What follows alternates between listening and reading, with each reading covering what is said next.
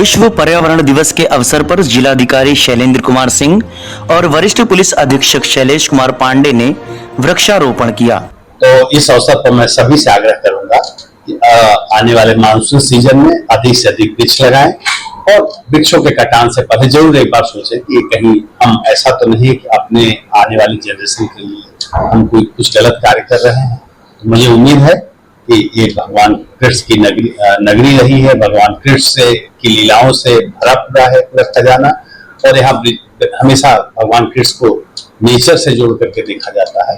मैं सभी से अपील करूंगा कि अधिक से अधिक संख्या में छात्र। देखिए, हम सभी अवगत हैं कि आज विश्व पर्यावरण दिवस है और ये अपने आप में दर्शाता है कि हम सभी को अपने पर्यावरण को अच्छा रखें, इसके लिए सजग होना होगा, प्रयासरत रहना होगा।